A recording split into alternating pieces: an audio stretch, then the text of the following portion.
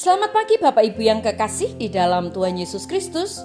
Pagi hari ini saya Eko Wayu Suryaningsih kembali menyapa dengan kebenaran firman Tuhan yang terdapat dalam Markus 8 ayat 35.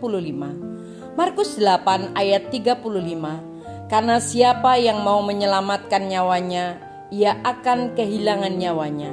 Tetapi barang siapa kehilangan nyawanya karena aku dan karena Injil, ia akan menyelamatkannya. Amin.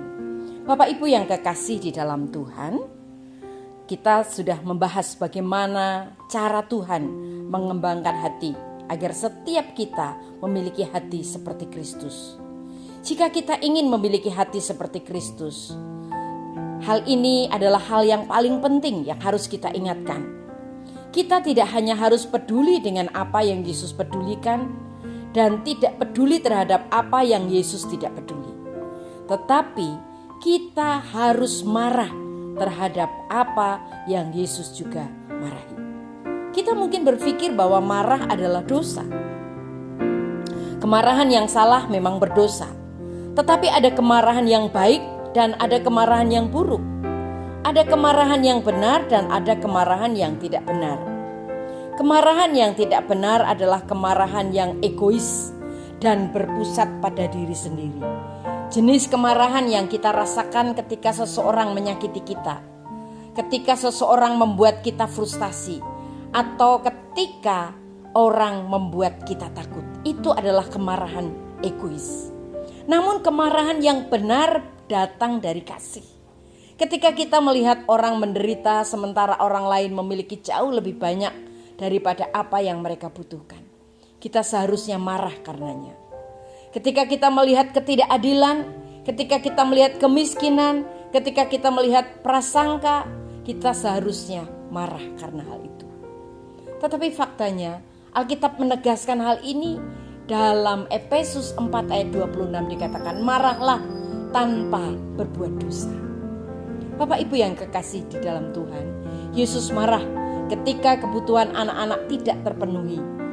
Di dalam Markus 10 ayat 13-14 dikatakan, jangan singkirkan anak-anak ini. Jangan pernah berada di antara mereka dan aku. Anak-anak ini adalah pusat kehidupan di kerajaan.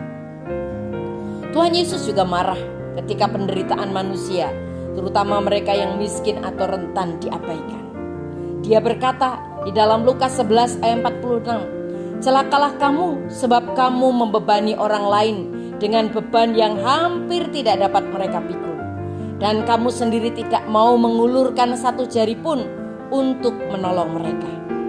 Allah adalah kasih, tetapi Dia juga adil.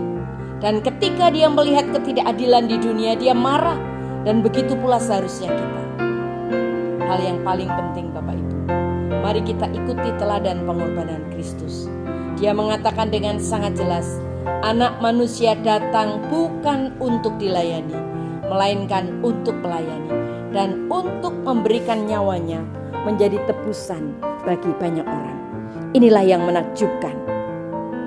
Inilah hal yang luar biasa jika kita beralih dari hidup untuk diri sendiri menjadi berkorban bagi Yesus dan tujuannya.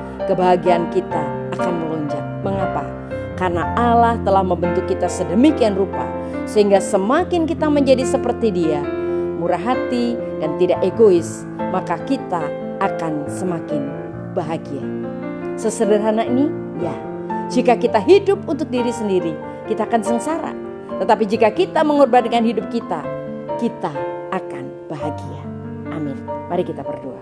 Tuhan Yesus, terima kasih buat firman-Mu hari ini. Sungguh luar biasa Tuhan kasih-Mu, menolong kami, mengingatkan kami untuk hidup menjadi semakin serupa dengan Engkau. Dalam nama Tuhan Yesus kami berdoa. Haleluya. Amin.